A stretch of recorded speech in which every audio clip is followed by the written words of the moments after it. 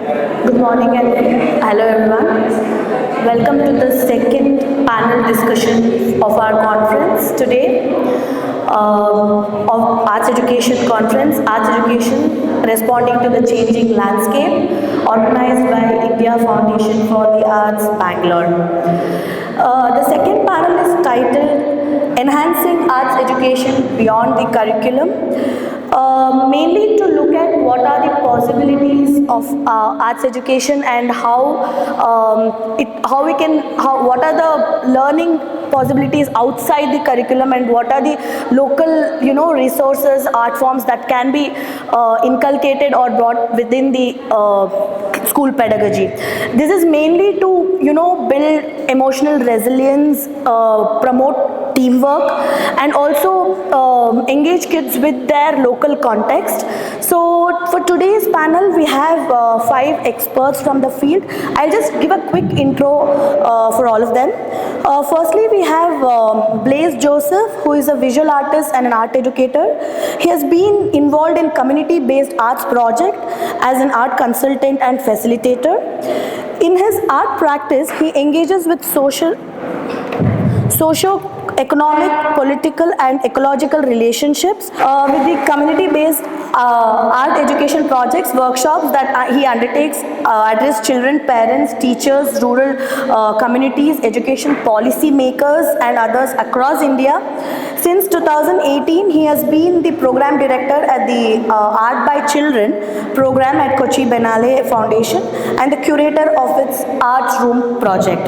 Hearty welcome to you, Blaise, on behalf of all of us from IFA and all of them here. Thank you. And the second panelist is Anant Maringanti. Can we have him on stage, please? Anant is a director of Hyderabad Urban Club, a non-profit multidisciplinary urban research organization. He has a PhD in Geography, Environment and Society. Anant has taught graduate courses at National University of Singapore and University of Hyderabad. His academic and professional career has centered on interdisciplinary approaches to critical global challenges with a particular focus on South Asia. Hearty welcome to you, Anant, on behalf of all of us from IFA. And the third panelist for the day is Abhisheka Krishna Gopal. Can we please have her on stage? Abhisheka is a Bangalore-based artist, ecologist and an educator, currently working with Nature Conservation Foundation in Bangalore.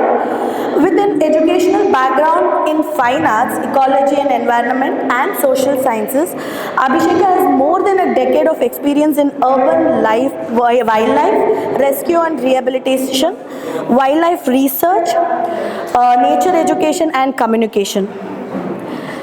She has a keen interest in exploring the intersection between the art and ecological sciences and in finding new ways to make conversation around nature. So hearty welcome to you, Abhisheka. And we have Revati R, who is a filmmaker and a journalist, started the Vanaville Trust in 2004. Can we have Revati on stage, please? Yeah. So Vanaville School is an alternative residential school run by the trust in a village near Nagapattanam district in Tamil Nadu. She has been living and working closely with nomadic tribes in Tamil Nadu. Thank you. And the moderator for the day is B. Padma Reddy. Padma ma'am, can you? So there is Revati here.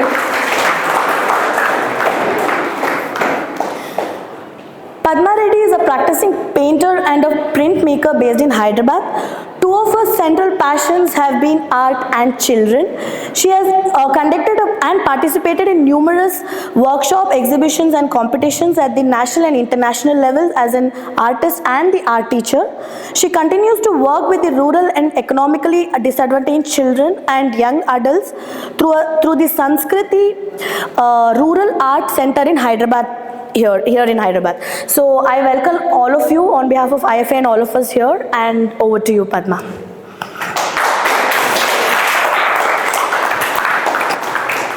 I request Blaise Joseph.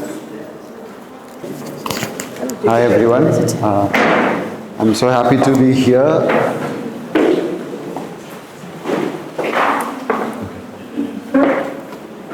Sharing some of my elements of my practice as an art educator, a community arts practitioner.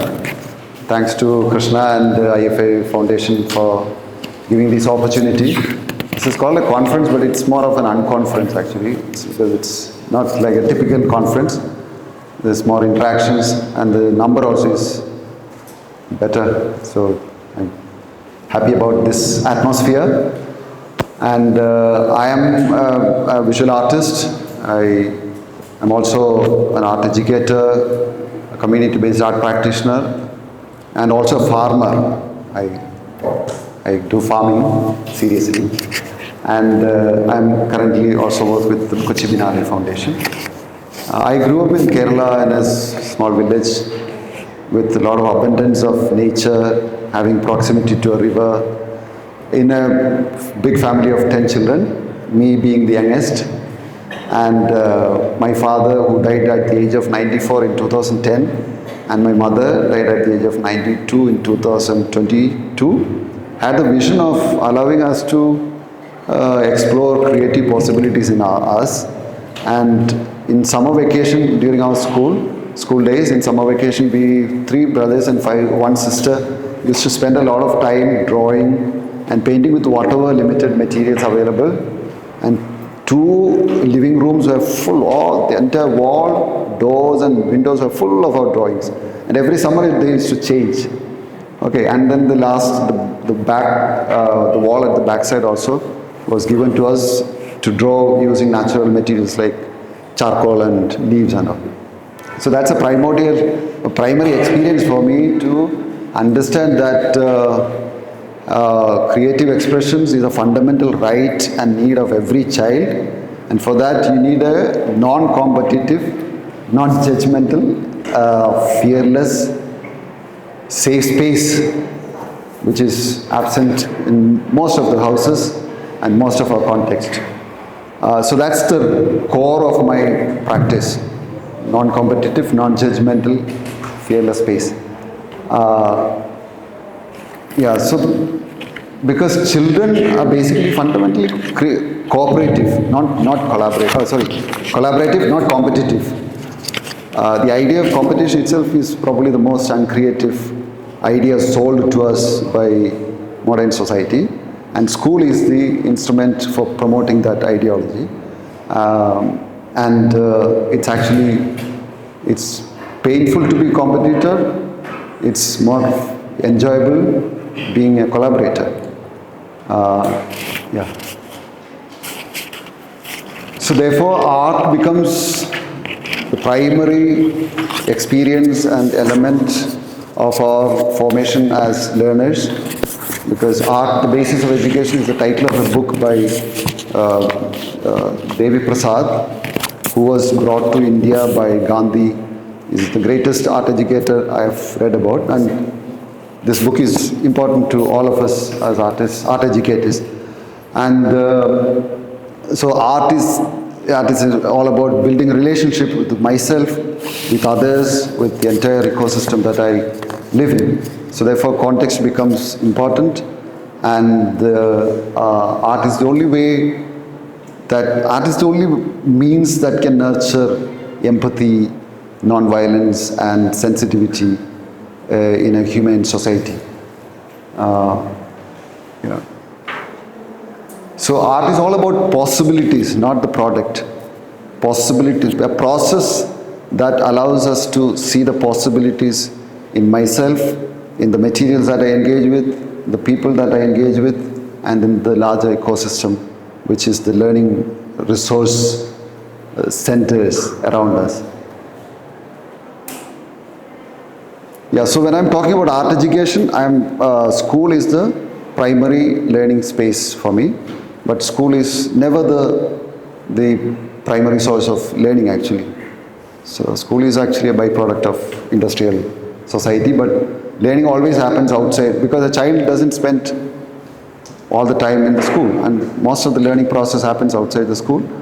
But it's important to address school and the learning spaces around the child around the school. And therefore, it is inevitably important for schools to recognize the importance of the coexistence of the other ecosystems around the school and the larger community. So I'm going to talk mostly about the interconnectedness between schools and the larger ecosystem in which human beings, elders, other genders, other castes, religions, other living beings, other natural elements, all that coexist. So learning actually becomes a shared process. So if a child is left freely to a natural environment, the child will be engrossed in engaging with all sorts of elements available to the child. And there is a term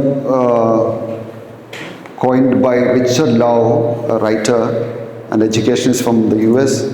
He, in his book, The Last Child in the Woods, talks about a term called nature deficiency syndrome. It's an illness. It's an illness which is very common in the US, and now it's proudly coming to India also. So we are all we are having anxiety, depression. These are all, common. No? So yeah. So then, in close proximity to nature, everything in nature becomes a means of or an integral portion of our inquiry into learning. So pebbles are no more just pebbles. They become part of a child's inquiry in design making, in image making, and understand. The whole process is actually about understanding myself also. Yeah. So, yeah. So then the child is able to overcome certain false notions that are instilled upon the minds of the child. In fact, they are lies, like leaf is green in an oval shape, or brown tree trunk, sky is blue, ocean is blue. These are all big lies that are given to the child, which has been like a heritage we have been handed over to.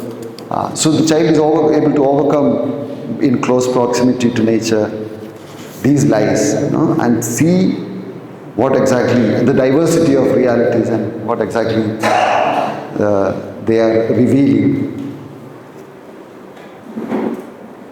And then soil is no more dirt. Soil is a beautiful element that carries memories, that carries also beautiful pigments.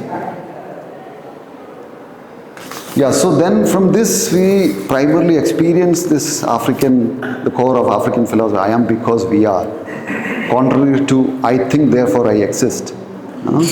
I think therefore I exist is scary actually. It makes us lonely, it makes us aggressive, it makes us violent, it makes us fascist. I am because we are. This coexistence is beautiful. It's a shared ecology actually. And it's beautiful to be living in a shared ecology. And it's not about giving up your individuality, it's not about compromising your individuality. It's only in having a deeper understanding of my own individuality I can have a shared ecology. Yeah, so then in that coexistence, the idea of discipline becomes meaningless, because in a classroom, we think that discipline happens in classroom. It's a meticulously measured space where children have to be facing the teachers like a prison. But when you bring the children to a larger space in the ecosystem, automatically the child is able to focus. Most of my workshops, I will talk about certain workshops which, okay, continue. And when I recognize the possibilities in me as an individual, I cannot stay alone. I have to get into collaboration, because that's what gives me meaning. And it's only possible through art practice, art-based engagements, these sort of shared experiences. Yeah, so I will talk about a few.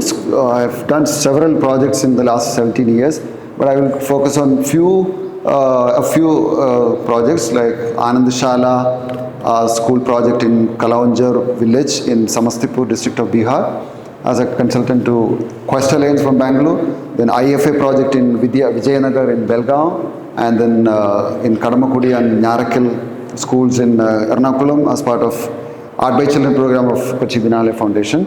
So when we are talking about going beyond the classroom and looking at the larger space as learning spaces, equally important learning spaces, there are so many resources available. Huh? So then the tailor shop becomes a learning space. If you do workshop there to understand the relationship between the thread and the cloth and the machine and the movements of the body and the aesthetics and the body structure into design the cloth. And next, the carpenter who has 30 different tools with different names and functionality. The children get to know all the functionalities in that workshop, and then they make replicas of that, and it's a different sort of knowledge. And then the biscuit factory, and next. And the basket weaver, who is just a malla, who is a low caste person, who has no other identity than being a malla. He introduces the knowledge connected to bamboo, thickening and thinning down to a flexible mode, and then doing weaving. And weaving is actually the basis of even the modern technology, pixels. And also the stitching similarly. Yeah. So everything, every material available becomes a source of interaction and then also knowledge. Yeah. So I will talk about one project where many of these elements were brought together. It's called Village Visual Storehouse.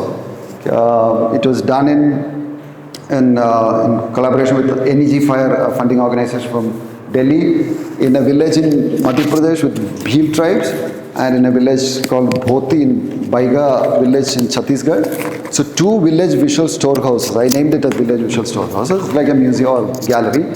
So that's the idea, was to bring all sorts of knowledge resources available in that village together and build a structure, and then that becomes a resource center and a learning space. So so somebody was good at masonry. There was no experts, no architects. Somebody became good at was good at masonry. Someone was good at carpentry. Women and children were excellent in terms of preparing this clay solution with cow dung and straw to plaster the walls. And once the plastering was done, the wall was open to everybody in the village to create murals, like embossed relief works with clay. So children and adults, everybody came in. So the entire wall became a kind of canvas. And then simultaneously we had kitchen garden in every house. By the time we finished in 1 month of project, every house had a kitchen garden. And also the timber that was brought from the forest, we replaced, we donated or we distributed saplings to every person that brought timber. So then this became a kind of collective effort to create a curriculum or a pedagogy beyond classroom or beyond the curriculum that is designed by state government without respecting the individuality or diversity of the context. Children's stories, personal stories are so important.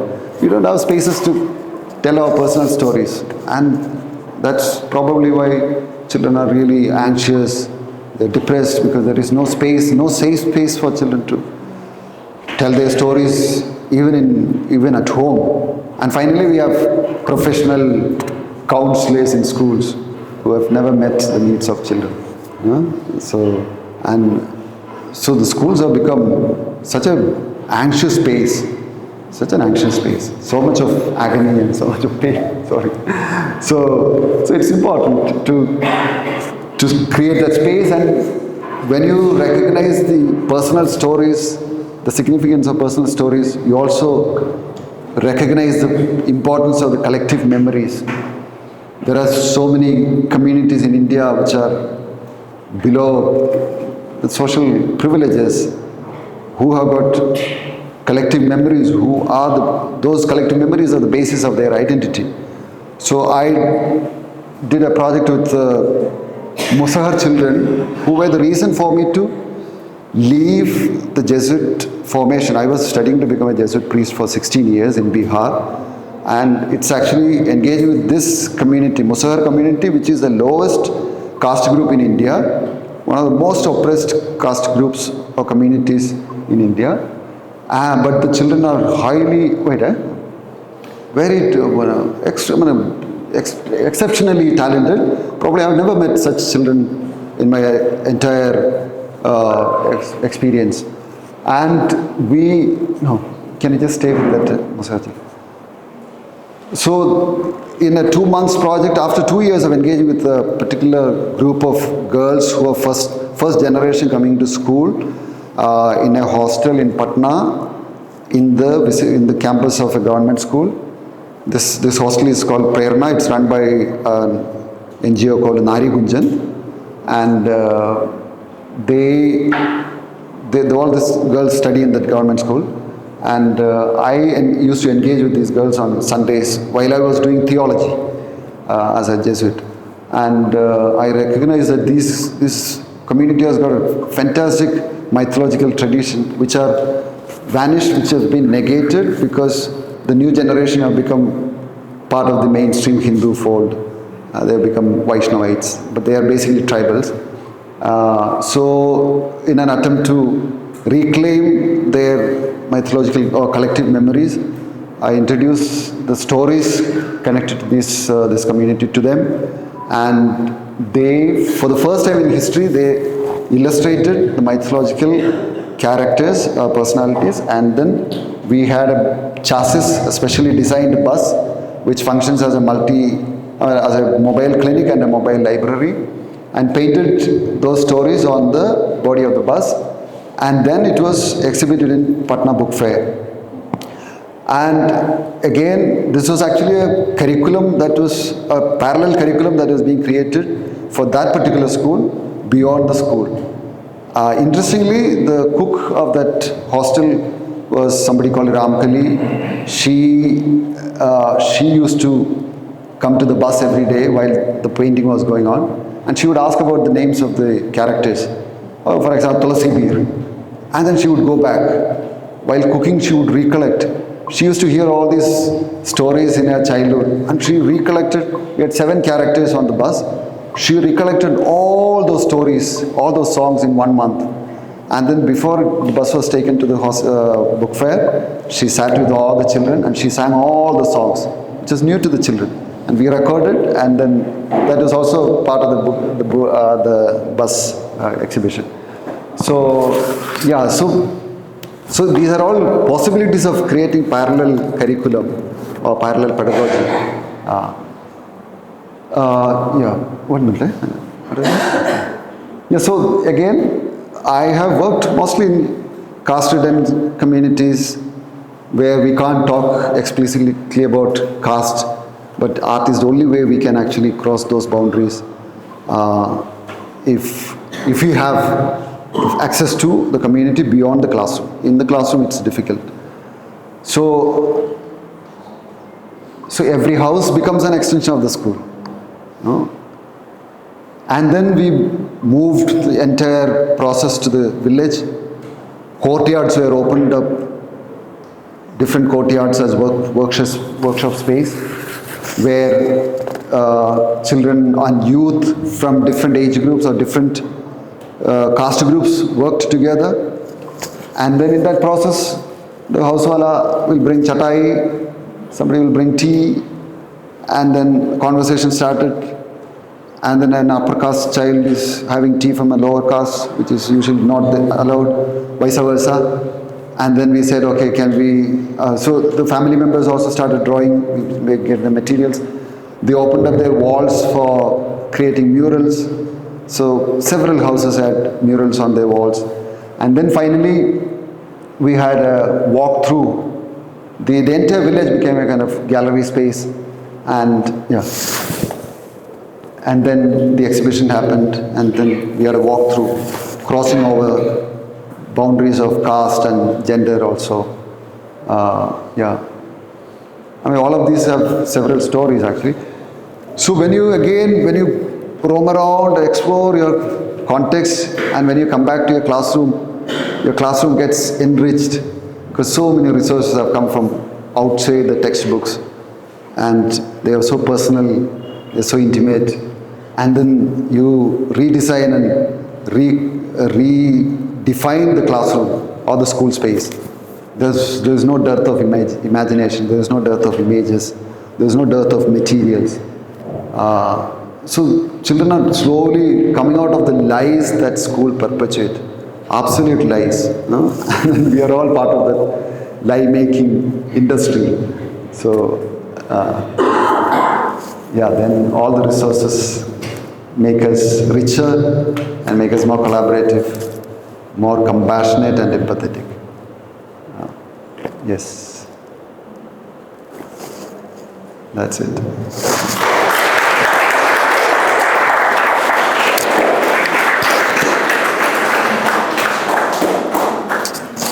I think I have gone back into my mode as a teacher, looking, that was a wonderful, mesmerizing talk, and yeah.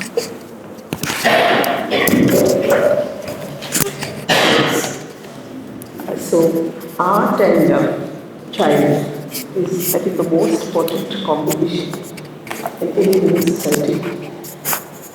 That children and art are, to me, God, but I think in general, the most important combination in any society. They cut across so many barriers. They can work wonders. They can change people. They can change communities. They can change communities. And what ways is shown is something that is happening across the country. We'll talk about it later when we have the question and answer. And I now request Amit to.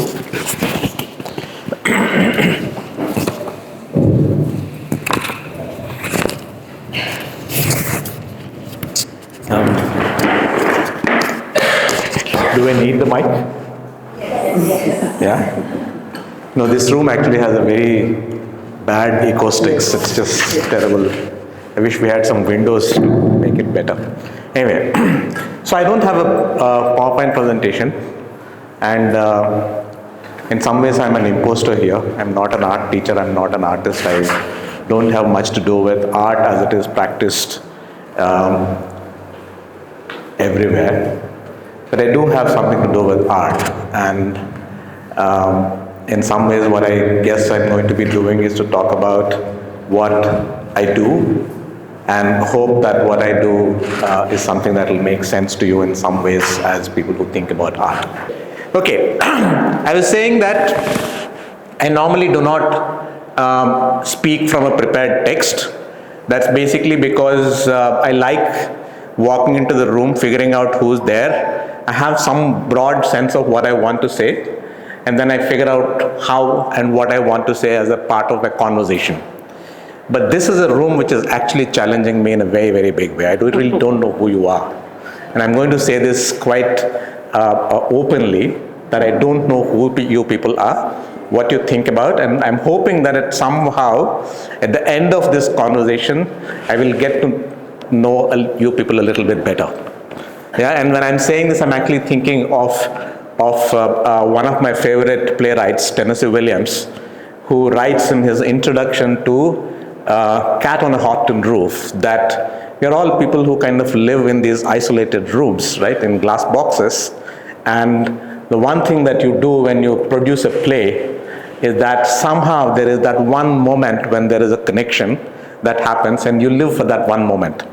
Yeah, it's something like that what I'm hoping for, that I will be able to say something that is going to be meaningful to you. Let me then quickly read out what I wrote down as a prepared text and then tell you what I actually do. Art has always operated in a paradoxical space. It works with discipline, but it also militates against disciplinarity. This tension is not a flaw, but a defining feature of artistic practice. While discipline gives art its form, structure, and technical precision, it is the resistance to closure that makes art inventive, alive, and generative. This presentation will explore how art disrupts rigid epistemic boundaries, enabling interdisciplinary education to remain open-ended and dynamic. Yeah? I can't imagine a musician who doesn't do his riyaz in the morning. I can't imagine some visual artist who is not consistently, as if a trip in life is to be producing visual material every day. I've lived somehow with artists all my life.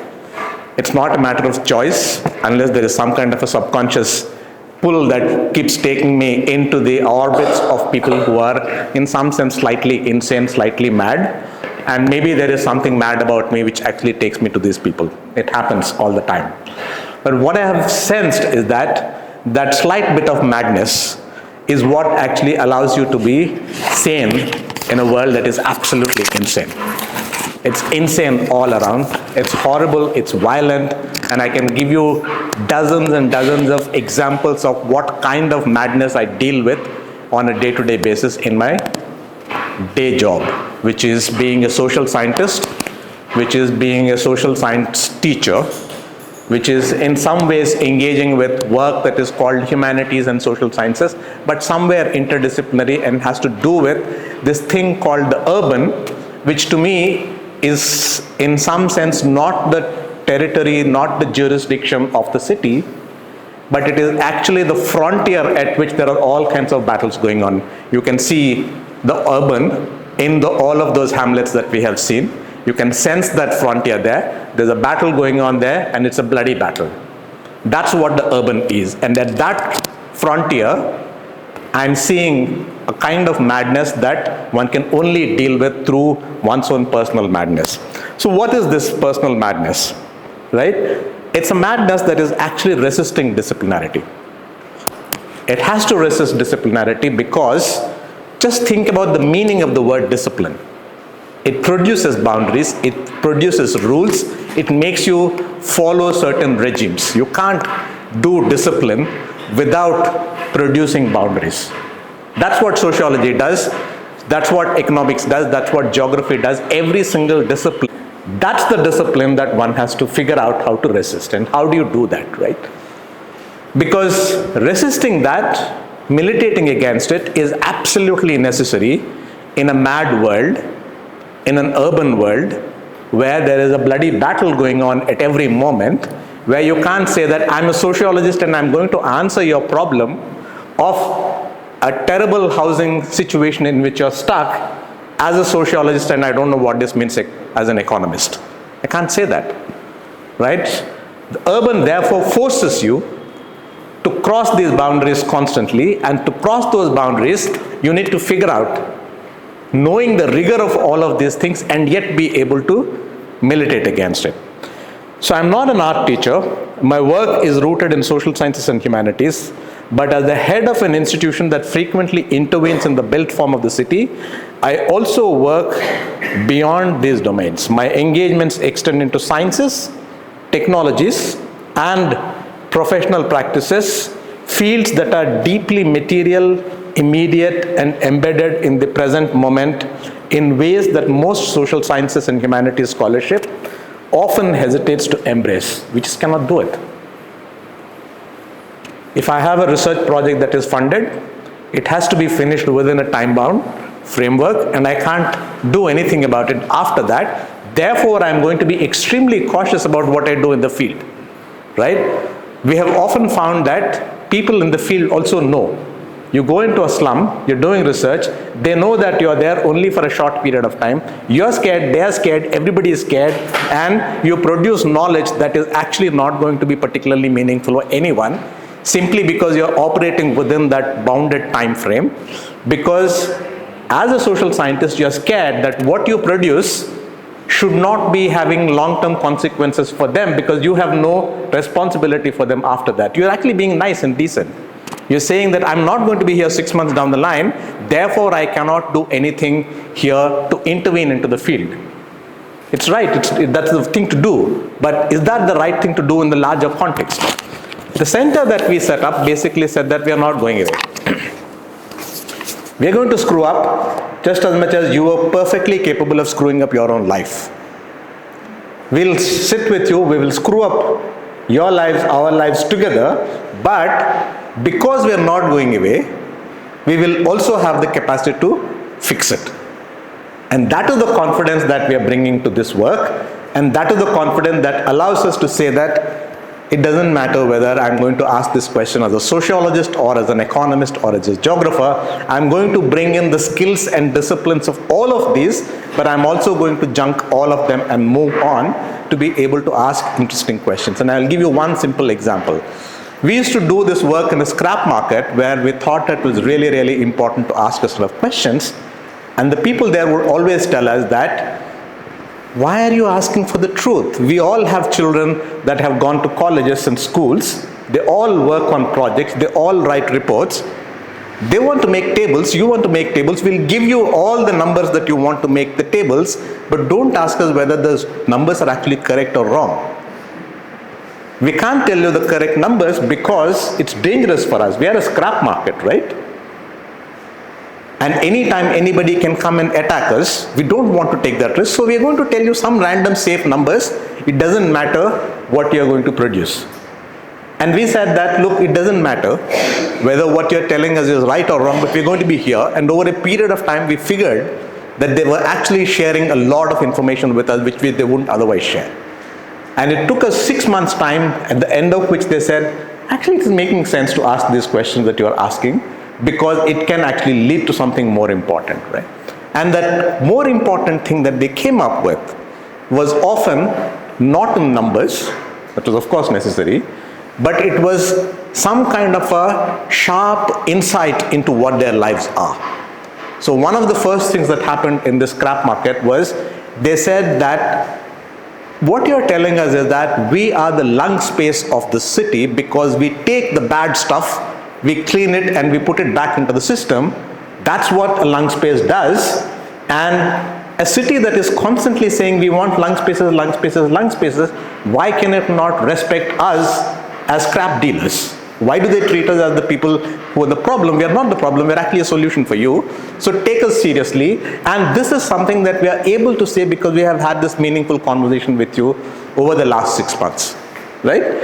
Now, what does this mean then? Art in this context becomes a vital means of intervention, not as an aesthetic pursuit, but as a tool to disrupt structured learning and practice across disciplines. Disciplines by their very nature organize knowledge, categorize experience, and enforce methodological boundaries. They provide the necessary scaffolding for structured inquiry, but they also risk foreclosing alternatives. They reduce our ambiguity, they limit interpretative possibilities. Art, in contrast, suspends that imperative for closure. Art can say, I don't have to close this, I don't have to give you an argument. I'm not fighting with you, I can give you some way of opening this up, telling a multiple set of stories, each of which can take you in a different direction, and I'm happy to live with that, right? And that's what artistic practice for me means in all of these urban contexts, which are so full of violence, as I've said. Now, this is particularly evident in interdisciplinary education and practice, where students and professionals must navigate different modes of knowledge production. Institutions emphasize frameworks, technological standards, and methodological rigor, but the most powerful interventions often occur when these structures are tested, bent, or even broken. Until we break the frameworks with which we have gone in, we're actually not able to solve anything. That's what we struggle with half the time, right? And the problems that we are dealing with are really, really petty, very small.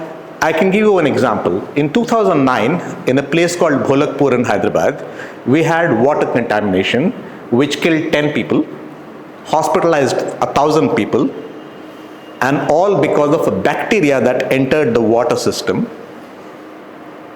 because the water system got porous to fecal matter, right? And that's a very common problem across our Indian cities, because we don't have 24/7 water supply, because the pipelines are not full all the time. there's vacuum inside, and we are using pump sets to pull water out of these pipes because of the gradient which is badly designed. All kinds of weird challenges, and therefore what happens is the dirty water around the pipeline then begins to seep into this low pressure inside the pipeline, and that can then create these kinds of, every locality in Hyderabad, once the summer starts, you're going to see people are saying that first 15 minutes we just have to let the water go off because it's red, it's smelly, it's contaminated, it's murky, all of that, right? And then it becomes clear. Once this place began to realize that there is a problem, there were all kinds of people who jumped into this. There were people who started saying that this has happened because of the polluting tanning industry that is in that area. And the people there kept saying, why does tanning have anything to do with E. coli, which comes only from fecal matter? Why are you saying that this has anything to do with the work that we do with our livelihoods? Right? And they figured out fairly quickly that the reason why their work is being blamed was because the idea was to move them out of there and create new real estate. Now, a real estate problem gets mixed up with a biological problem, which gets mixed up with an infrastructural and service related problem, and the only way we can make an intervention in this is to say that I'm not going to go with any of these disciplines. I'm going to pause and start interrogating every single one of these and figure out how to tell a story that is actually meaningful. That's what we had to do. Now, to do that, we often found that it's useful to use visual language. We found that it is useful to put together stories. We found it is useful to do theater, because when you get people together to start talking about what's happening in their lives and give them the room, then all kinds of interesting things to happen. This work of producing new meanings, challenging the structures, taking a pause, this work, it has to be done by artists, it has to be done by social scientists, it has to be done by everybody. It's a mode of being. And I'm saying that that mode of being is something that comes with some practice.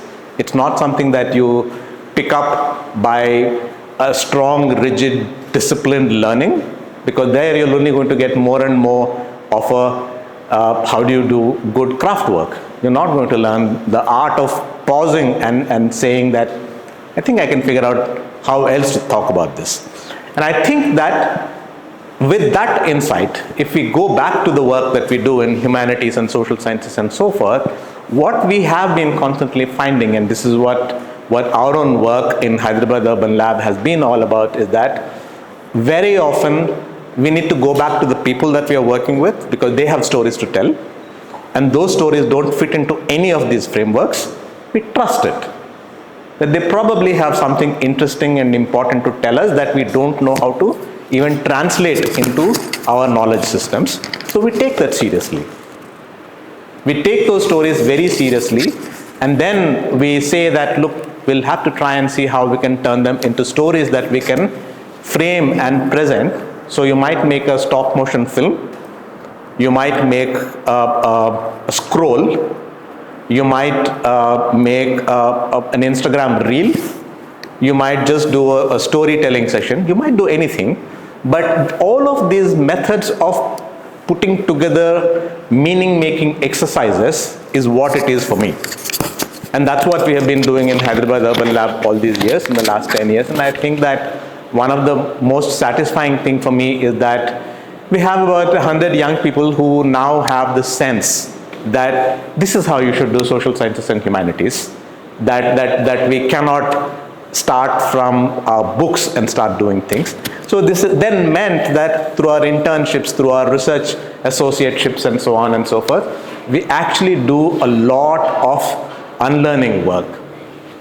That's the work that we basically do. When people come to us for 2 months, 3 months, 6 months, they sit down and figure out how to break down what they know. And part of our own work has been about exploring how do people get to know things. And so to me, this work of interdisciplinarity or resisting the discipline is really all about constantly asking, how do people know what they know? Right? And often you find that there are times when people know a lot, but they can't even tell it. It's a lot of tacit knowledge. It's there in your head. Sometimes it comes out as a visual. Sometimes it doesn't even come out as a visual. And that tacit knowledge is such an important part of what makes our cities function. And we need to figure out how to make that actually travel. And it's only art that can do it. Give you one concrete example again. If any of you travel by bus or by train, every time you come to a small town, you will see that outside that town, there are these walls on which you will see white paint, on which there is a sign that says that if you have a septic tank that needs to be cleaned, here is the phone number that you can contact. Across India, you will see the same kind of signboard. There is no septic tank technology training institution or standardization in India. How did this happen? Right? You go to Jangpura in Delhi and ask them, how did you know that there is land available here to which you could come and build some kind of jhuggi colony? And they'll say, pata chal gaya. Now, kahan se pata chal gaya? Nobody knows, right? We go and ask in Dholakpur, where did this material come from? How did you know that this is coming? This is all they'll tell you, right? And that in that what you have is a willingness to learn, a refusal to learn. There are times when I don't want to know information, it's too dangerous. I don't want to know where the material has come from. There are times when I let the material come in, I find out what to do with it, but I can't actually say it, because if I say it, then it changes. So I'm going to hold on to it, because it's only in interaction, it's only in a transaction that knowledge gets transformed, it gets articulated in new ways, and it becomes something very important and interesting. So that's the way I'm going to work with it. I'm not going to turn it down into something that is codified. The moment you codify it, what you're going to get is dead data. And that dead data is just utterly useless in our cities, and we need to figure out how to work with it. So I'm going to stop here. I could have showed you a lot of images of the work that we have done as interventions in the city, as work in our office, as work in our neighborhoods over the last 10, 12 years. But that probably wouldn't have been able to communicate the kind of things that I wanted to communicate, so I just took the risk and spoke. Thank you very much.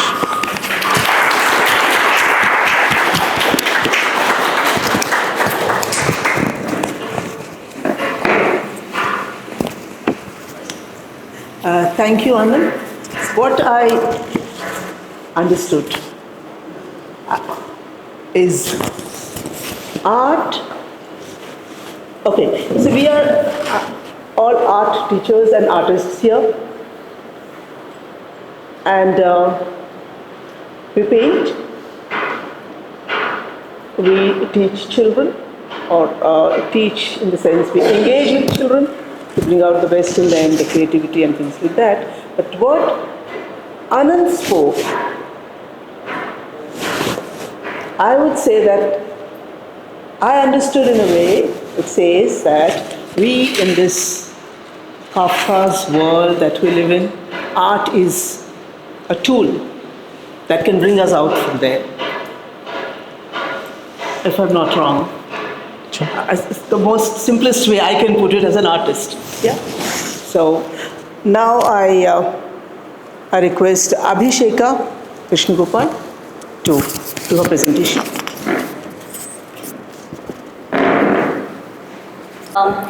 Yesterday, Dr. Ganeshaya sir's session, where he spoke about merging art and science, as well as Sangeeta's workshop, where we saw how to connect to nature through art, is somewhere, you know, my what I'm going to talk today is somewhere related to what has already been spoken about or practiced yesterday. Just talking a little bit about my personal journey.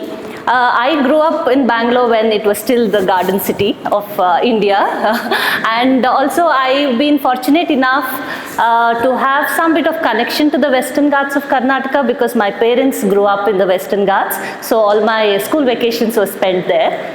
I guess maybe naturally I was, inclined to nature because I would spend so much time, like Blaze also mentioned, I would spend a lot of time by the river and roaming around in the forest. But I was an extremely shy child. I was, I would rather spend my time with animals and trees than human beings. So I think my way of expression as I was growing up was through art. It was not like anybody in the family encouraged me to do art, or I went to art school in school or whatever. But it was just my way of expressing just all that was going on in this child's head, because I couldn't really talk to people about all that I saw. And so as an adult, especially when I was working as a wildlife researcher, there's such fascinating things you see in the wild. But then you realize that when you come into the city and you're having a conversation with people, they know nothing about these things, because a lot of wildlife researchers keep their research to themselves. They don't really interact with the public. It's not that, maybe some people don't want to, but there are also a lot of wildlife researchers who are also shy of interaction, and I was one of them. But then you also, we also have people who crib about all the destruction that's happening around us, and then I felt, okay, I mean, I do have I do get affected by so much destruction around me, but at the same time, I'm too shy of interacting with people, because I would dread crowd, and I was not a great speaker, and that's when art came to my rescue. And I started using art in my education and awareness programs, and that's how my journey began.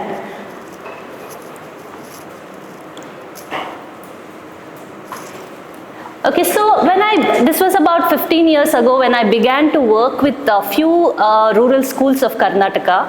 What I realized was that at that time there was lack of nature education materials, especially materials which were in local language, that is in Kannada. Apart from few bird related books, there was nothing on other biodiversity. And then also materials, even if they were there, so there were field guides which were mostly for adults. There's nothing really for children which could engage their attention. And also materials that spoke about the local plants and animals. Like even today, if you see some of the school posters, they're mostly like a lot of exotic animals. Children will know about zebra and giraffes, but they wouldn't know about the animals or birds that are right in their backyard. So that was when I started thinking that, there is a need to develop materials that are local to local context and in local languages, and that can be child friendly. And so I just started off with something as simple as creating an illustrated poster. I'm like, okay, there was nothing those days about, where children can get introduced to snakes or amphibians. And then I'm like, okay, because I had an initial training in visual arts, I said, okay, let me just illustrate and come up with posters in Kannada for these schools. And this is how the journey began. And then I started looking at how do we move away from, the way nature or environmental education is taught in a conventional way to art-based. Like how can I use my skills and my training to create this interesting content as well as training programs. Again, I started with something as simple as, like you say, just to replace what you see in the classrooms to something a little more interesting. Illustrated posters with very simple information, you don't need technical information, some interesting facts. So these are some of the posters where, there are some really interesting facts about birds. And these are birds that we can see all around us. You don't need to go to a forest or a desert or far off places to see these birds. So we started with something like that. And then also how you can, make the, if they're looking at, say, a textbook or something, how can you make it more interesting and engaging? So this is a book that I wrote for high school students to introduce them to biodiversity around us. and bringing in all the, the book contains from things like how do you observe your surroundings to, to some scientific experiments, and to looking at interviewing your, the elders, and how do they understand the changes that have taken place in their local landscapes, to understanding conservation issues, to understanding seasonal changes, climate change, and then the book ends with looking at what kind of vision do you see for your future.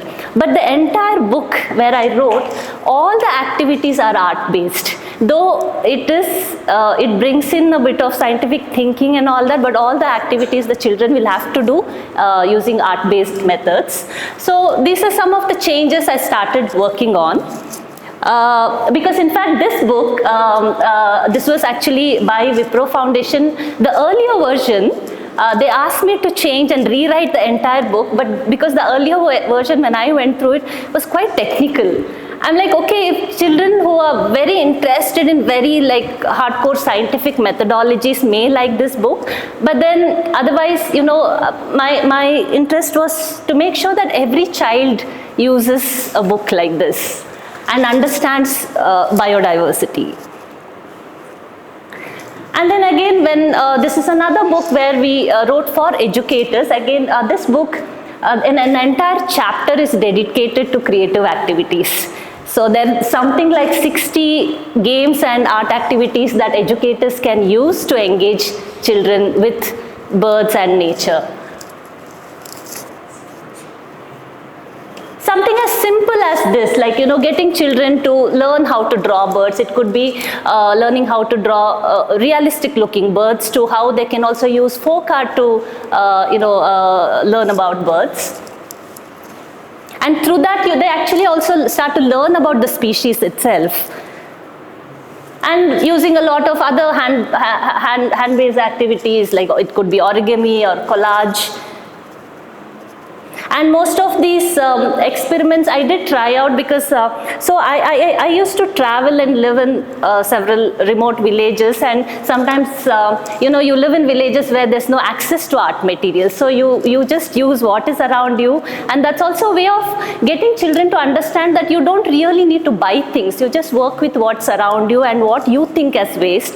So a lot of materials, working with waste materials. And here, these are some of the activities where, you get children to open up their creative side. So they're kind of, looking at animals, but they're also kind of coming up with imaginary animals. And you can actually see what they're capable of. You don't teach these things. You just give children that platform to open up their minds. And here, so activities like where they're also creating their own puppets, and then they come up with a story around their puppets. So this was all ways of, getting children to engage with the natural world. And again, also getting them to understand natural materials and working with natural materials. And of course, getting them out into nature. And these are again not places where I didn't take them to some remote locations. These were schools I worked with where the landscapes that you see are right in their backyard. So this is just walking up to a beach or walking up to a hilltop. But I remember, so this was a school in Uttarakhand. It was a very remote school inside a pine forest. The children, one of the teacher was telling me that this was the first time children actually stepped out and sat in nature and did this activity. Because the school, the management wouldn't allow children to even step out because they felt the children have to be inside a classroom. And I'm like, these are Pahadi kids. You can't confine them in these between four walls.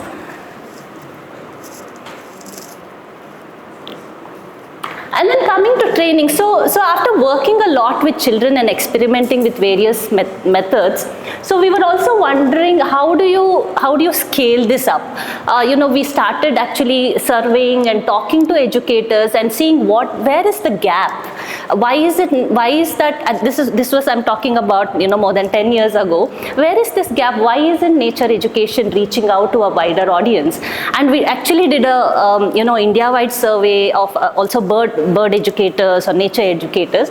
I think what they said the lack was, one was material that was local to India, as well as training programs, because they were not, they were not sure about what kind of methods to use when they were engaging with children.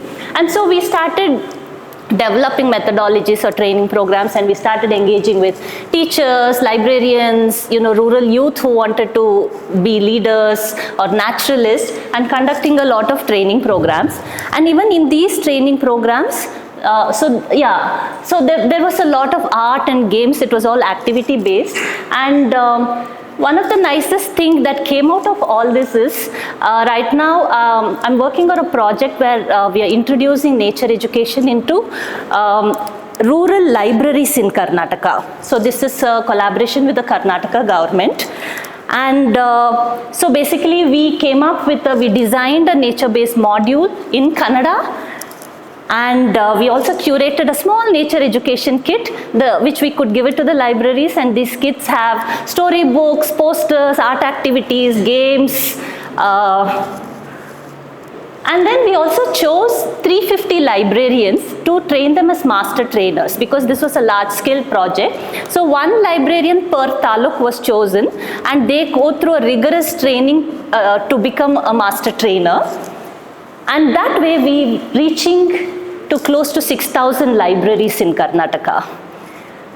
So this has been our most satisfying project so far, to see that we're able to take nature education, that too through art, to the corners of Karnataka.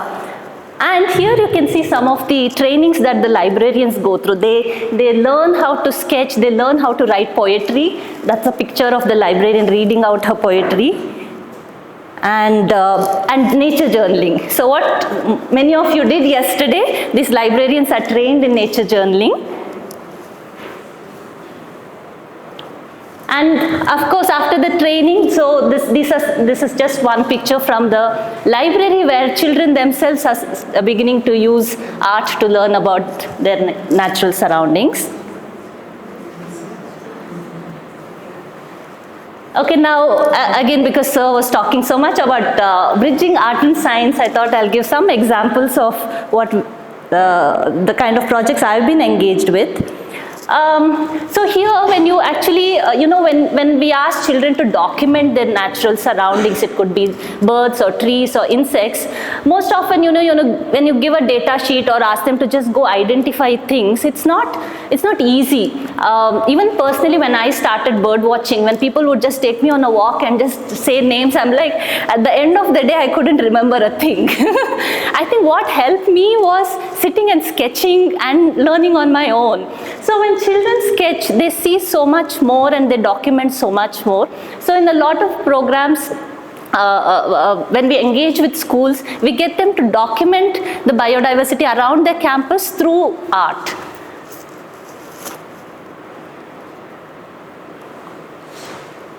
And then again, this was the book I already mentioned, which has a lot of activities so for example, this is one activity where they compare between habitats, the difference between two habitats, but then they do that instead of sitting and counting and naming, they do that through sketching. This is one example I wanted to share. This was again many years ago when, so this scientist, a very well-known scientist who's expert on elephants. So he was doing this all India training for forest guards on elephant monitoring. And one day he called me up in some remote place in Orissa with, the phone was so feeble because his connectivity was bad. He was like, Abhisheka, I have a problem. Forest guards in my session are just sleeping because they're not able to understand, because these are all methodologies that, forest guards find it very difficult to understand. And he's like, can you do something about it? I mean, is there some visual way for me to get them to understand what I'm trying to teach? And and I said, okay sir, I'll try. You send me the kind of methods that you want me to visualize. And so I just came up with a couple of, I think some 5 to 6 of these artworks. I just hand painted quickly, and I sent it to him. And then he calls back after a week, you won't believe the change. Now the forest guards are not only staying awake, but they're questioning, they're asking me questions. So that's the kind of impact an art form, a visual art form can make. This is another of my favorite project, because at one point I was like, dance is always looked at as an entertainment, especially for me when I was interacting with a lot of scientific community at that time. They were like, okay, it's just entertainment. But I really wanted to see how we could use dance to communicate an ecological concept. So I worked on this piece with a friend of mine, a choreographer, where I think yesterday Sangeeta spoke a little bit about the fig and the fig wasp, but the entire story of the fig, about the pollination, the seed dispersal, and the relationship the fig has with its own wasp as well as the hornbills, the entire story of the fig we told through this dance piece. It was a movement-based dance piece, and what we did was we just put out an open call, like anybody interested in trees can join this. You don't have to be a dancer. So there were researchers from IISc, MCBS, and there were public people, like there were homemakers and engineers and writers. Everybody came together. It was a group of some 26 people. And we had few classes where we trained them in movement, so that we also understood their bodies and how much we can push them. And then we created this dance piece, which was actually performed in one of the conferences in Bangalore, a student conference for conservation science. And I think my best feedback I got was a girl who was working in IISc, Indian Institute of Science, in the lab which they do research on fig wasp. She came up to me and said, what I saw on stage, it was exactly what I do in my lab. Like, you were able to really bring that on the stage. And this was also for me was a way of telling the scientific community that you can use different art forms to communicate what the kind of work that you do inside your lab, and you need to really reach out and step out of this space. And since we have friends from Indian Music Experience Museum here, I just want to also mention this wonderful collaboration where when IME decided to do an exhibit where again they brought nature and music together. They thought about this bird song, and they had this wonderful exhibition called Bird Song. They curated this exhibit, and so the program that I am part of in the NGO Early Bird, we were like the knowledge partners. And what was nice here is, collaborations are so important because we may not have certain skill sets or the reach. Now, if we stay in our own bubble, as a conservation community, it's very hard to reach out to a different audience. So when we collaborated with IME for this exhibit, we reached out to Sahana, if I may ask, how many people were visited this exhibit? About 50,000 people, and there's no way we could have reached that kind of audience if we had just said, okay, we are not going to collaborate with other institutes. So I think it's very important for people of different disciplines to come together and work together. Yeah, and lastly, this is the last one. Yeah. So lastly, I sometimes work with a lot of, I use murals when I work with a lot of local communities, because that brings in so much of, not just working together, but also so much of knowledge. For example, that's a picture, so I was working in this village in a place called Chamraj Nagara.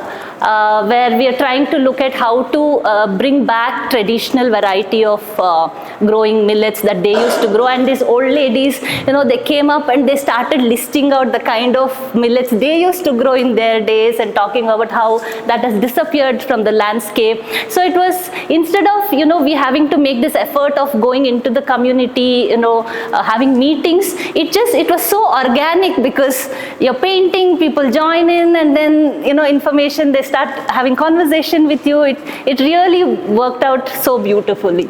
So community murals are something that I really enjoy working with. Yeah, I think this is the last slide. Yeah. So I remember, again, so from your recommendations, I remember that one was where you mentioned that, having local language is very important, and also coming together of more and more of artists and scientists. So this is a small attempt that I've been making to take nature to a wider audience. Thank you. But I'm really happy as we went through, there was a very good evolution of this whole idea. Eventually, people will try to fuse them together and also take it to the outreach of working with the communities. May I request you all to be glad of that. This is one model I would say, all art organizations, including science organizations, should perhaps follow in trying to bring together art citizens. Thank you. Thank you so much.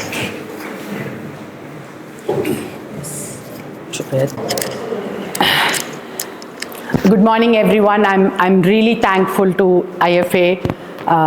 I've never been to a conference on arts, and I haven't met so many arts-related people sitting and talking. I've gone to art shows and other places.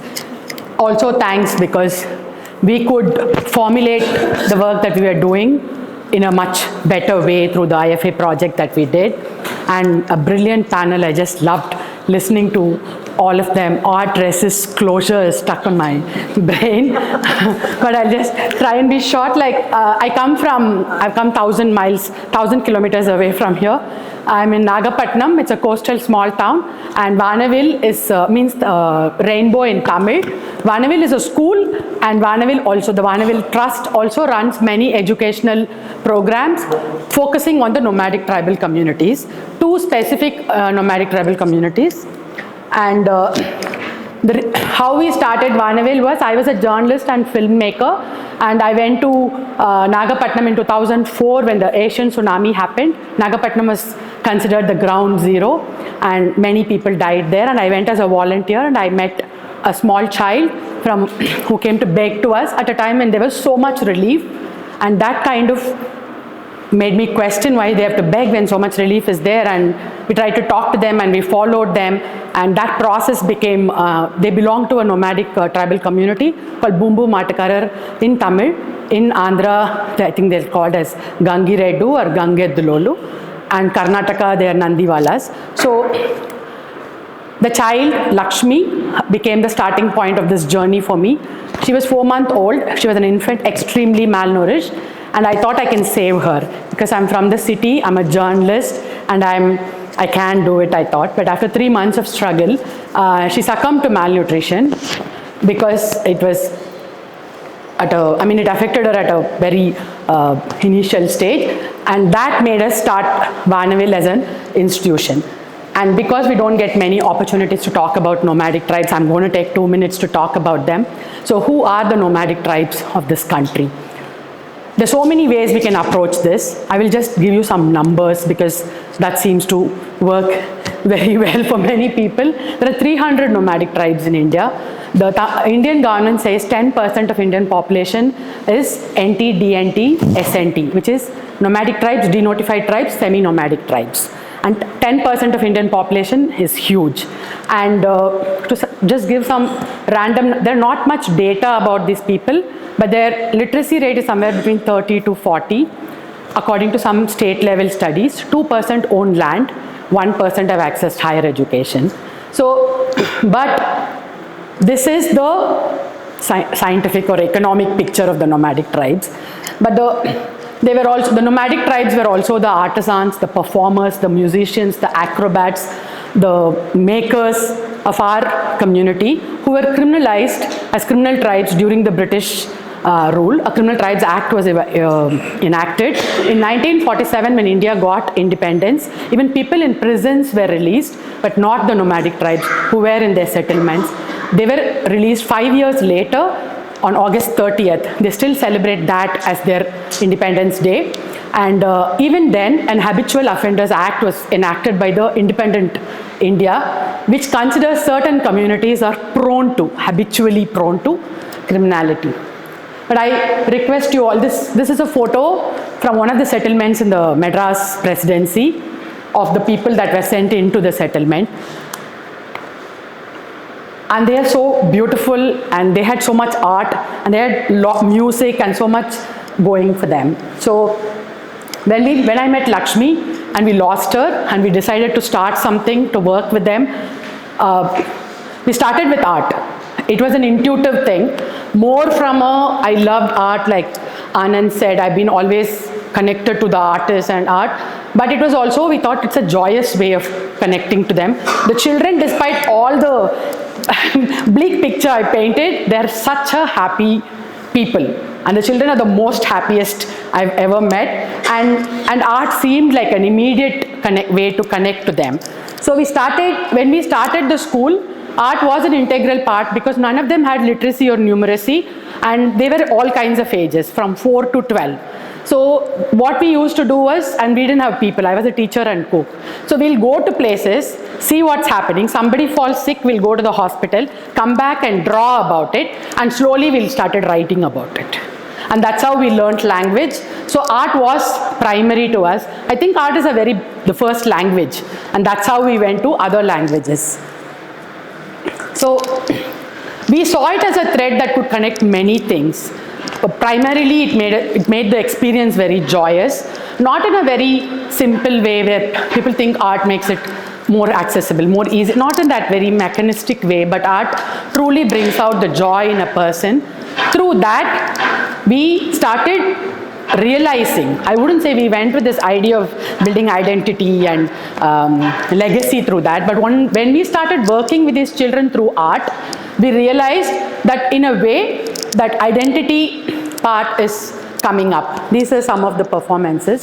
So many of our children, but see, the Boom Boom Aatakarars have a decorated bull and they go around. Whereas when I met them, they did not have it. They were either into plastic trade or sometimes into begging and other menial work. But many children drew the bull so very well. I don't generally believe scientifically that one person will retain this, but it was a thing, and many of them started drawing, and we started talking about the whole identity of being a Boom Boom Aatakarar. Even though there is no Boom Boom Madu, there is no practice, no temple is giving them the bull anymore. So I won't say identity again as a complete boxed thing, but we see identity for our children, because they come from an extremely stigmatized place, that it is a sense of belonging, a sense of strength, a sense of being ready to take part on par with the society.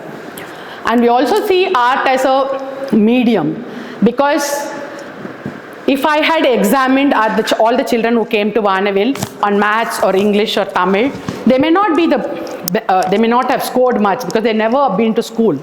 But when we make art as the medium, as an important subject, everybody can draw. Every child draws, and every child who's been able to be in the nature and who's been able to be free, like the nomadic children, they draw even more because they've not been confined by our society's methods. So we consider art as a medium. It creates a level field, we think. It's also one of the reasons when the school finally became what it is. We are an arts and performance based pedagogy. We are an arts and performance. We do arts and performance in everything that we do, in science, maths, history, geography, everything, because in some way it gives an equal space. I'm not saying all children are same in art, but there is because it resists assessment, like we were talking about assessment, no? Because you can't rank children first, second, third, it opens up a space which is somewhat level.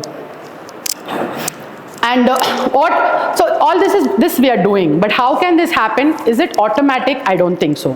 What goes behind is what we believe in, what we think art is, and the process is about, we consider art, we resist things like, what we say, art is for the people. So that way, we believe that art is in everybody's life. Some are able to cherish it, consider it. Art is experience. Art and life are intertwined. There is no high art or low art. There is no art that is superb, the cerebral, and there's art that is craft, that's being multiplied, produced in multiplication. So we reject categories of indigenous art as craft and this is high art. We reject that. And we believe that art can enable us to build some common ground. It is not there. We are aware of that, but we believe that art can create that common ground where this high, low, good, bad, classical, folk, all that can come together. Without that understanding or without that process in mind, I don't think just by doing art as a lot in any space will become what we achieve to be. And we see art everywhere, and we value art wherever we see it. And that's the primary thing we start from. So that leaves us with the question of what is art. This I added because after yesterday attending here, I'm not going to try and answer it. I'm just placing it here because we've been talking about so much about how, from many perspectives, every perspective is valid, but leaves us with the question of what is art.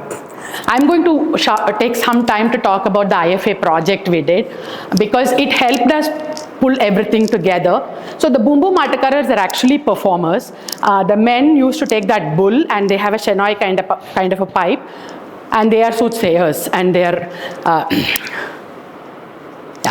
And the women used to go and sing one song called Nallatangal. It's a feminine song, okay? Nallatangal is a character who had to kill her children and jump into a well and kill herself also because the famine was so bad. It's a very, these women go and sing that, especially in houses where people have passed away or there's some tragedy has happened. And those women also come and they all, sometimes they also all cry together. In some way, it's a healing process. They used to be that, but now they are reduced to singing and begging in public places of worship. So we wanted to bring this in with our children. We built a cultural troupe.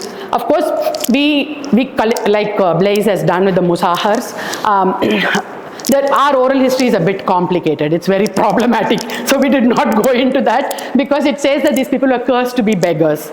So we kind of, we try to link with other people's histories and contemporary history through Parai, which is a Dalit musical instrument, but we wanted to imbibe some part of some collective community, and we perform, and even today our children are performing in a children's literature festival in Pudukkottai. So we formed this cultural troupe who's going, and they are nomadic in a sense, not nomadic like their parents or ancestors were, but they keep traveling to perform their plays, and the cultural troupe travels. And we created a song which has become like the whole community has taken up that song.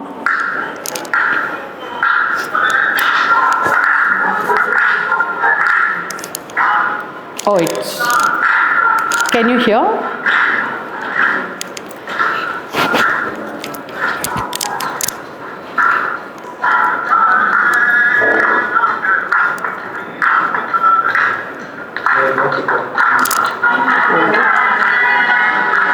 Is it possible? It's okay. The speaker, if there's a Bluetooth connection which can be connected to the speaker, which is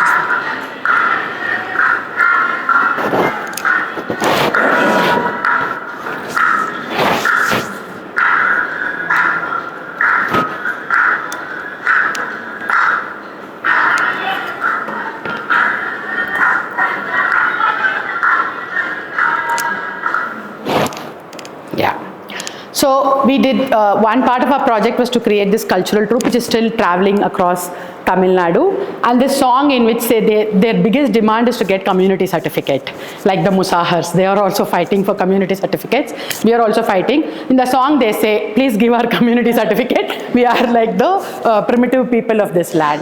Another part, which is the Nomad art show, we wanted our children who are like really good artists, but the art world is something that's so somewhere, and we're also in a village, so we wanted to break these barriers a little bit. So we did this project with 7 artists who were practicing artists and 7 children, whoever was interested and then whoever continued to be. And we did a series of workshops, like them on Medium.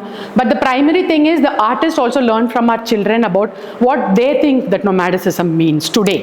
Because it's changed so much. There is a legacy, but there is also a history, and there's economics that's playing a role. So this was a long process because the COVID happened. What was supposed to be a year, we did this for 3 years, and we came up with this. We put up an art show in our school, because we think art shows can happen everywhere, like in the streets, like everywhere, like it can happen on a bus. We made our classrooms into an art gallery, and the district collector came to school. The reason that I'm mentioning this is we inverted in some way, because the kids were like explaining everything, and all these officials like CEO, everybody who used to come for inspection, were listening to the children. And this one painting, this one artwork is done by one of our students called Lakshmanan. And he is a boom boom matakarar, but this work is about his friend Pandian, who is a Narikuravar. The Narikuravars are minor hunters, and Pandian, when he was a small boy, had this capacity. He'll make a sound and turtles will come to him. I've seen it, so I believe it. I know when somebody says it, it's not that easy to believe, but I've seen it, and but this happened like many years ago. Pandian quit and he's become like a proper full-time hunter, and he lives his way. But Lakshmanan, his friend, who's a boom boom matakarar, did this work for the show, where it's about the sound and the turtles coming in. Yeah. So we thought one is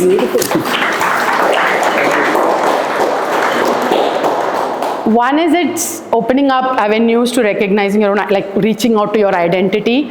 But it's not just because identity has a very wrong connotation in our discourse. So I feel like identity is something that makes you be able to be in relationship. Because when you don't have your identity intact, how do you relate to anyone in a hierarchical society? So this was really moving. We did not expect, but this happened.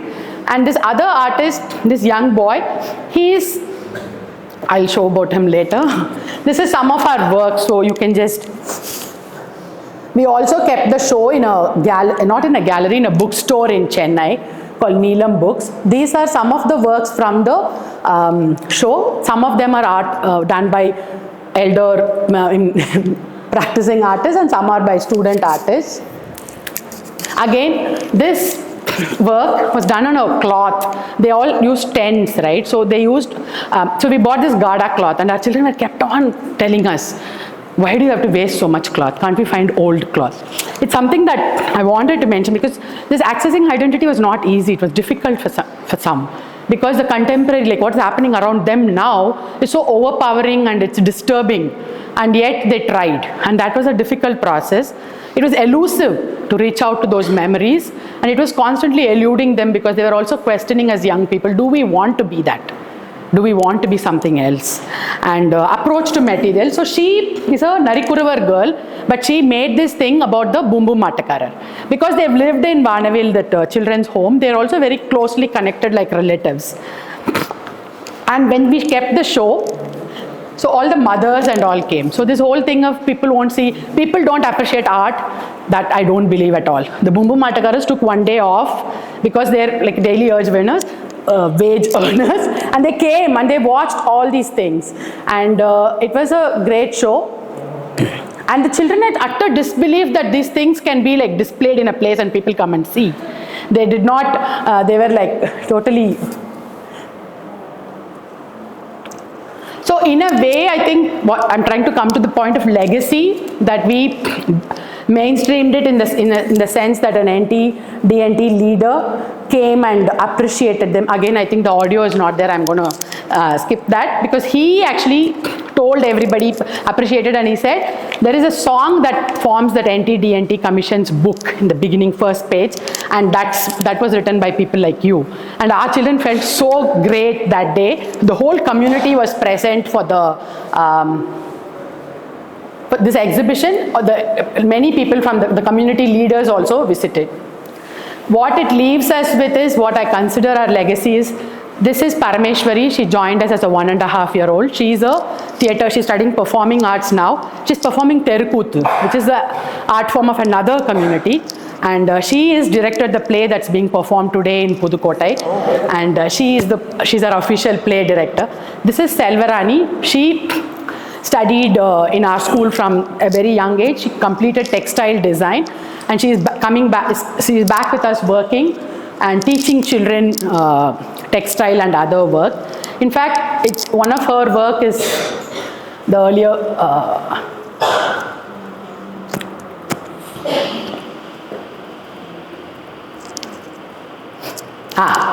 when this work, Bubu Madkaras don't do cloth murals, but because she studied textile and she wanted to do something about them, she made this.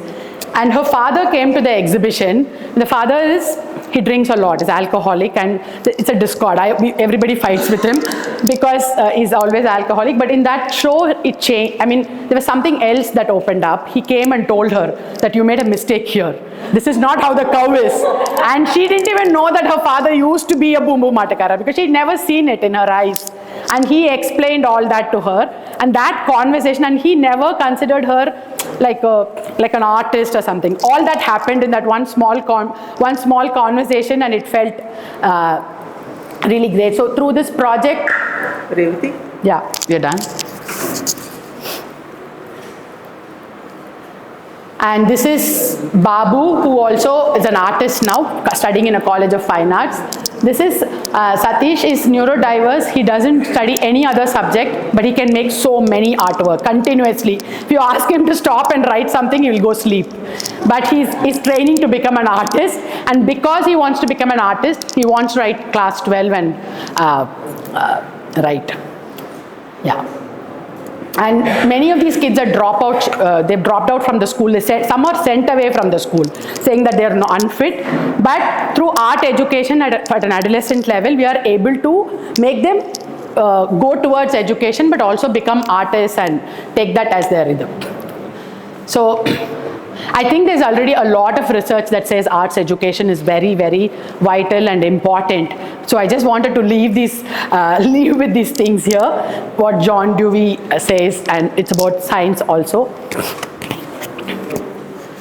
This is what I thought after yesterday. Can I just take 1 minute to finish this? Many things have been discussed today also. And if I don't think there needs to be a case, but if we have to make a case, I think Blaise already pointed it very well, that in the education spaces are becoming so tense and complicated, art can really open up that. And we work with an ultra poor community. For them it meant identity and legacy. Doesn't mean that it works only with marginalized children, because we have to make everybody recognize that the diversity and the different cultures that we come from and how this society functions. In all that, art plays a big role. Finally, I really love this book. It helped me a lot in a moment of crisis. Anne Bogart's book. She talks about artists as the job of the poet, he explained to her, is to remember where the water holes are. The survival of the whole group depends on a few water holes scattered around the desert. When his people forget where the water is, the poet can lead them to it. I believe art's role is that, and that way it will always be fundamental to our existence. And if education is about making children adapt to this society and become comfortable with this society and live a good life according to their own wishes, then art is like integral to that. Thank you. Yeah, Revati had a lot to tell, I'm sure. And because when you start talking about your students, can't you? Because once start talking about your students who actually become your children, you can go on. And continuing a little bit before we start asking some questions, posing, I would, she was talking about art being there. So I was saying, you can go on talking about your students and talking about art, which is very interest and trying to bridge that children is, it's not a very difficult task when you start looking in different kinds of activities and simple works. I would like to elaborate and continue with what she said. We also work with students, privileged students. I am basically a teacher, not a speaker. So, and rural children. So, because it's relevant to this, we also work with nomadic tribes. Children coming from nomadic tribes, and mostly Alvaras in Telangana and Andhra Pradesh. So, when we started as a group, there were really kids who come to pay, and then the mothers of embroider. So, probably this is how the children become art. And I'm speaking this because there's one exhibition that is going on the first floor. It's called the Nights. It's a wonderful exhibition. And vouched by one of our curators here was speaker yesterday. It's a beautiful exhibition. And this boy belongs to the right. He still has the lessons which he got from his mother. He's used it here. Most modern, most contemporary manner. And his father being an entrepreneur, pick up his experiences, the father's experiences and own experiences, where he applied the water when he was 18 to sustenance. And he went to art school, graduated, and he picked up as a profession. So you can all go to that exhibition and also relate to what you have talked about. So I'm sure there will be a lot of questions from the audience. Yes. Sustainability practices led by Mahatma Gandhi, where there is a hugely documented materials available.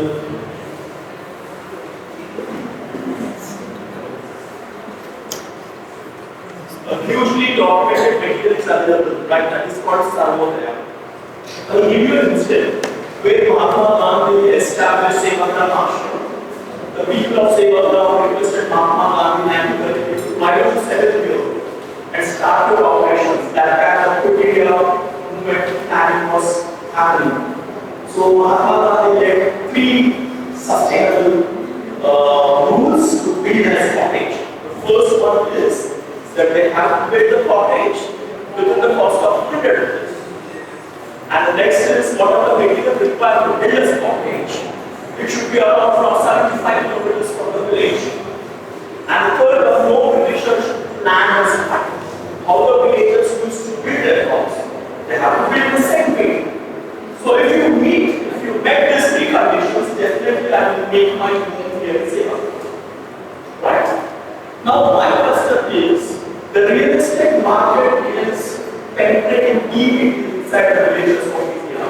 Right? For the coming generations, how the coming generations will practice a sustainable methodology? What you said, is it possible? Yeah.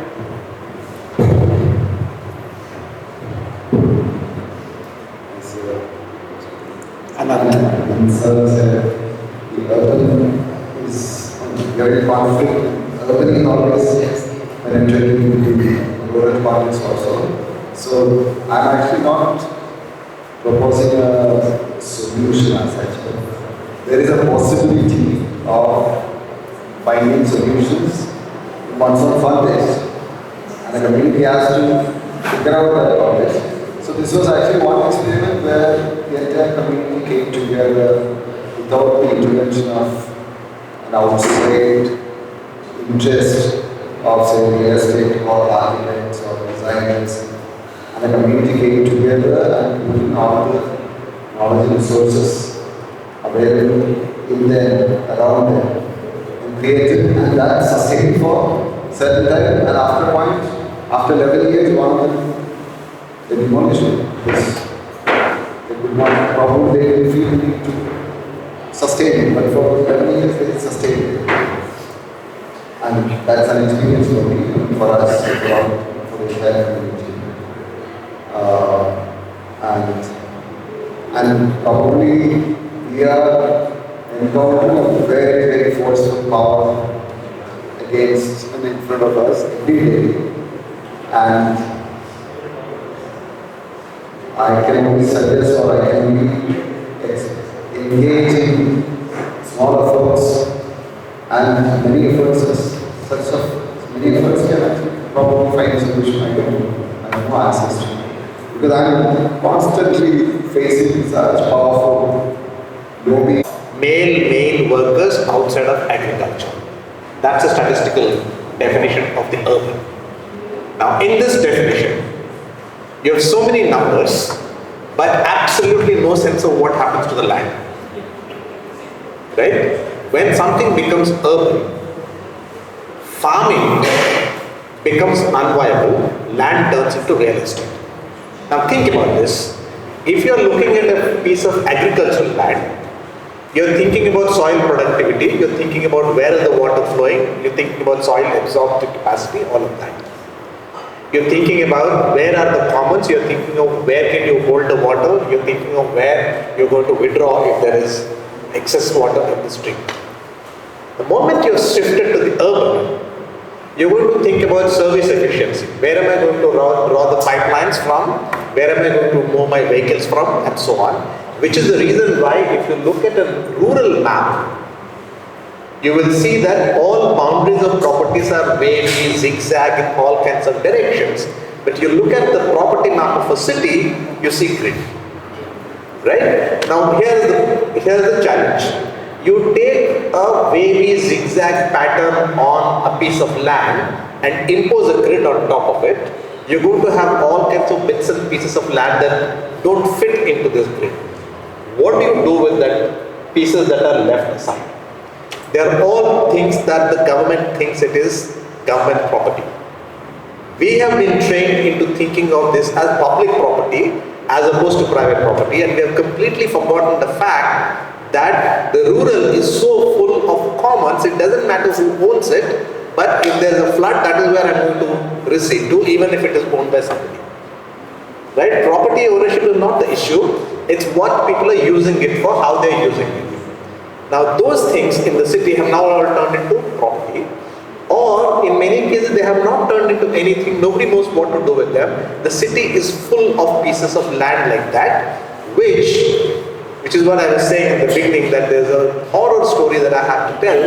Every single piece of land that has been left behind by that urbanization in Hyderabad is today a place where men go late in the night to get drunk and smash bottles. I have no idea why men think that smashing bottles after they drink is a good idea. They themselves are going to cut their feet, right? But that's how they prove that they are men, by smashing bottles. Everywhere, every playground, every open piece of land, every small piece of land is 6 inches topsoil filled with broken glass. Right? That means that people who don't own property have no place to play in. You've got literally 30-40% of the population of the city which has no access to playgrounds. This is the land that's available to them. What do you do? To me, recovering those small pieces of land, repairing it, fixing it, however painful it is that work of somehow regenerating this land and this city. Which means then that we actually go there, you pick up all those pieces of glass, you build a small shed, you don't build a room, you don't put a lock on it, but create something that people can use, and we have done it in many, many places. Everywhere it is a complicated fight, but once it begins to happen, people begin to make claims on it. And for me, that's the most important thing. People say, this is important, right? I remember 4 years ago when we started this work, I ran a workshop with girls in the old city. 25 young women, burqa clad top to bottom, sitting in that room. I asked them to make maps of their neighborhoods, write an essay on one thing they want to change about that neighborhood, write a paragraph on one thing they want really badly for themselves. Every one of them wrote without consulting each other. Nobody ever asks us. You are the first one who asked us, and we are so happy to write this. Just the fact that somebody is asking them, what do you want, makes a huge difference to those lives. And I think that we have built a horrible city if there are so many people who are saying that nobody ever asks me what I want, right? But then they all said reading rooms, libraries and playgrounds. That's all they wanted. And I asked those girls, why do you want a reading room or a library? They said, you asked us what do we want, and if I go to a reading room, if I go to a library, I will learn what is possible, what can be gained, and then I will be able to tell you what I really want. I can't tell you until then, right? Now you create a small shed in one of those stupid pieces of land that has been left behind by urbanization. Those girls are going to be able to find their voice, they're going to be able to say what they want, and that is what our city needs. And if we can do that, it doesn't matter whether you have really been able to stop the big flyover or not. You may never be able to stop the big flyover. That's how capital works. But what you have done is under the flyover, you have created a small place where life has taken root and begun to blossom, and that's what art can do.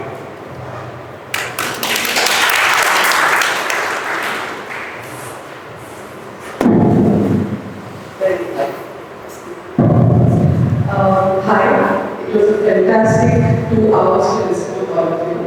I have a question which sort of hangs me quite often because I work both with children from economically sort of difficult backgrounds and also children who are in IT or IT schools. And I always constantly see a huge disparity between the two spaces. And considering all of you are working in community spaces, what do you think we as a collective could think as a way forward to marry these two spaces?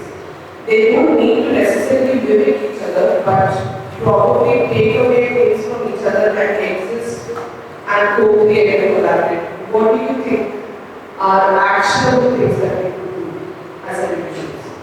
And it's a question for all of you.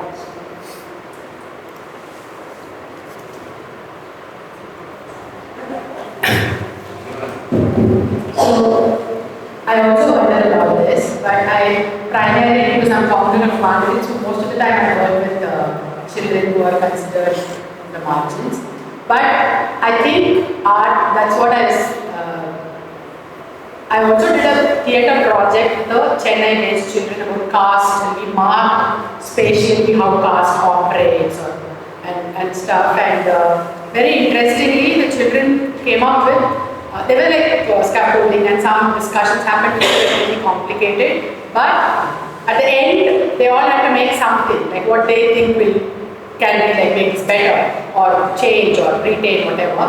And they all made, at least not all, 80% of them made their artwork about friendship. And I was like so moved because that's something that I did not think, like in my preparation. So I think children, wherever they are, their economic location, privilege is I love this quote by Einstein. It says privilege is like adipose tissue, which is all over the body, but still, when you're a child, you're still open, you're curious, and you believe in friendships. And they are open to relate to each other, and that's the space we have to work. And also, many people say like, you can't talk about caste in classroom, but children already know. You don't have to pretend that we are such a they're a great thing. Like we can talk in a nice way. We have to give a safe space for a child. But there are ways in which we can talk, and we have to like come together, as you said, and find ways to talk about the untalkable. Otherwise, when we talk to children about society, nature is one place where we can talk about tribes.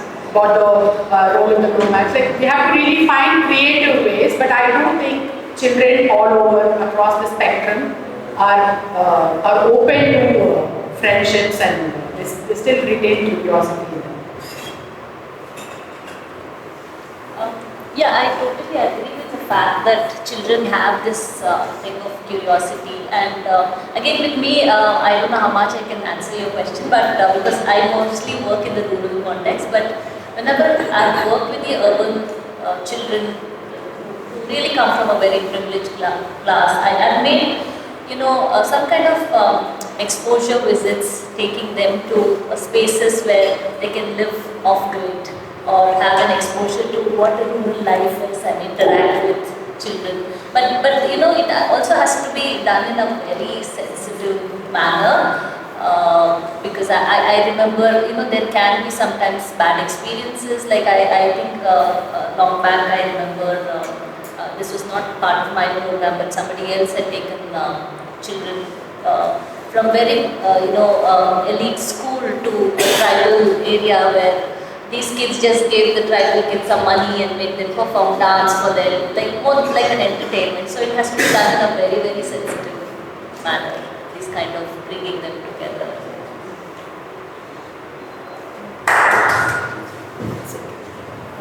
Actually, when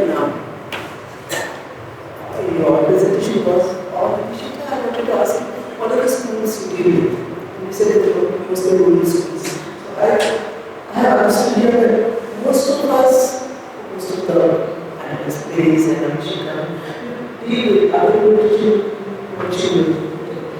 And this is a very idealistic way of saying, that children are open to friendships, very true. But then it actually comes down, children of high schools, let's see, rich kids go to a tribal area. It's a novel thing for them, it's novelty.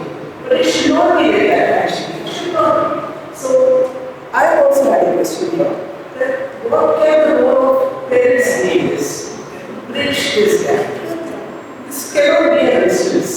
A small thing that has happened once and the children would speak about it as an experience.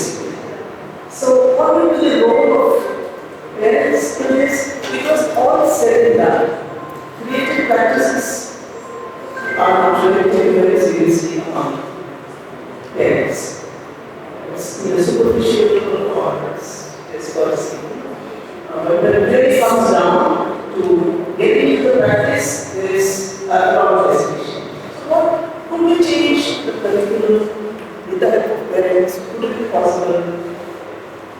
You can have lots of collaborations with the government school, the underprivileged children and the privileged children. We've been doing that actually. We have a project called pre-used toys. So these toys from various schools, we gather those toys during the festival. We make an installation, and on the third day, any child can just pick up a toy and go. So those kind of interactions we are making through collaborations, like having events where these children are invited, all the children together, and in a group they can do some projects. Those inhibitions that the children have, maybe they can come down.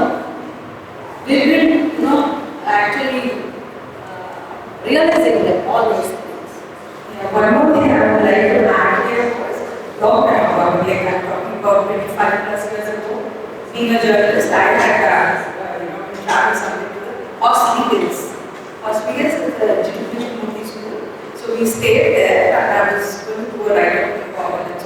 And then when we explored, we came across a smaller school, and then we realized that this is a satellite school, which the Jewish school had adopted. So I think in some ways, we find some mercy around where the privileged communities adopt, and I think this should be given ideas to other alternative schools which are happening here. That if you're privileged, adopt a few schools around, and those can be your satellite schools.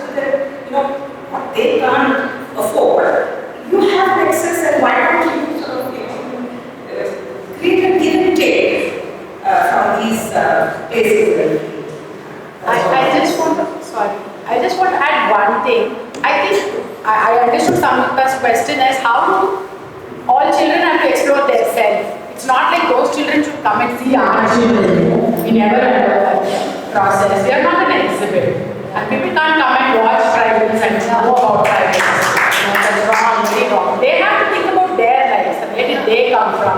How did they get to be in a high rise where there is a bridge and under there is a lady room for some girl? They have to explore that and they have to realize they have to come to terms with their self. That's what I meant. So not making all these rich kids come and see us and are we going to their schools and performing. That's not founded on any kind of value for us. Either of them. Interaction. But the interaction, many times it so happens that the burden of grouping, the burden of explaining my tribalness is on the tribe. No, it's not. People can find out about tribes by reading, by watching movies. It's a common event, like an Sorry, I'm not responding to you particularly, but I'm just saying many times it so happens that people ask us that they can come, they want to come and visit us. We want you to come and play with us. Like, come as volunteers and be with us, that's fine. But not to... Not just that some rich people and some poor kids. You take a slum, you're going to find people who don't actually see themselves as belonging there. They are waiting for their opportunity, their pathway to get out of that place as quickly as possible. And their parents are telling them, don't hang out with those other kids because they will keep you here. Right? So, to me, the more interesting work that we have done in all of these kinds of places is to focus on the neighborhood assets, which is a playground, a municipal playground, which has to be cleaned up. You have to take the rocks out, it's uneven, and then you find the coach who's going to get these kids to play football, and if the coach is good, then some really magical things can happen right there. Because these kids who are playing on this uneven ground have such amazing ball control that no kid who is training on a turf will ever get at the price of 3,000 rupees per month. We had a team where we were constantly being requested by all the turf league organizers, please don't send your team because they will take away all the cups. They were constantly requesting us not to do it. But our problem was that as the numbers grow, we just don't have enough playgrounds. And so I'm saying that somewhere this is actually a matter of fighting it out, because you do have to fight at the neighborhood level, you do have to fight at the city level. Otherwise we can't actually even make friendships possible, because friendships are things that are not liked by people. You have to teach people to do that. You have to force people to make friendships with others. It's not easy.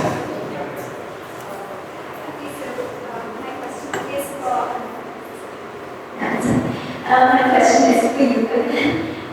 Yesterday we had a very insightful perspective from the government on how they really look at policy change to nurture the research that comes in from people that are doing with people, as well as what is popular in laws and that is pretty much it.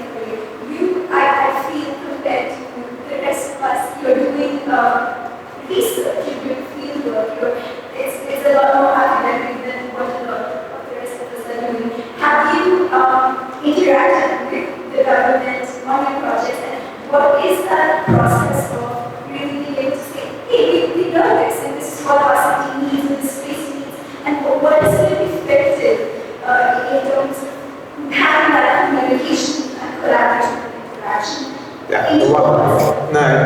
I'm so glad that you asked me that question. We do actually engage with the government officials all the time in one particular project that we are working on. Not in everything, but in one particular project we are engaging with the government all the time. And it's not easy. It's heartbreaking. We ask them to get the park cleaned up of dry leaves, and then the next morning you go there, the dry leaves have been set on fire and that burnt down the water tank, which is made of plastic. You look at it, you're heartbroken, you don't know what to do next, right? And I'm not saying this lightly. This happens every day, all the time. issue here is that people often think that all we need is a good policy. Policy is a piece of text, right? That's not how the government actually works. Government doesn't work through pieces of text. Government works through networks of people who are doing things on the ground all the time. There are methods which have been set in place. They do things only in that way. There are all kinds of politics within that. And the only way you can actually get anywhere with this is to be a part of that. Now, that's not easy, right? We often imagine that good policy work means that you have to be constantly meeting officials. You will never be able to meet the officials. You go and sit inside an IAS officer's chamber 3 hours, 4 hours, because the poor man is constantly running. Some minister is calling him some other place. He's not even able to sit there in one place. A district collector has to attend 280 meetings in a month and put a signature on those files. Right? This is the tragedy of our governance. So what do? The only way to do this is that actually have your own army. Right? So somebody is doing this thing of going and sitting in all the government offices all the time. Somebody is doing this work of being on the ground, making sure that they're not burning leaves and burning your water tank. Right? Somebody is making sure that people get to know only as much as they need to know, because more information can actually lead to trouble, because that information will leak, circulate, somebody else will get activated and start challenging whatever you're doing. All of these are what happen on the ground. The hope is that if we do a lot of this kind of stuff over a period of time, you will be able to pull together all of that experience and say that this is how things should be done, and let's go ahead and figure out how to turn this into some kind of a document, right? So we have worked on, let's say, 5 projects till now, and we are thinking that if we can actually over a period of time do this in some 20 neighborhoods, then those 20 neighborhoods, each of them is going to be one crazy story of all kinds of politics, will allow us to draw some lessons that can then be turned into, if not a policy, a capacity building program where we can teach other people to do similar things on the ground.